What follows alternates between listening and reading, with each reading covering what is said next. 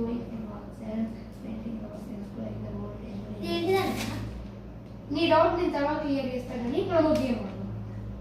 ఓకేనా? ఏం గేమ్ అంటే నేను ఇప్పుడు నేను రిపీట్ చేసినాను గేమ్ అన్నా, నువ్వు కూడా అదే రిపీట్ చేయాలి. ఓకేనా?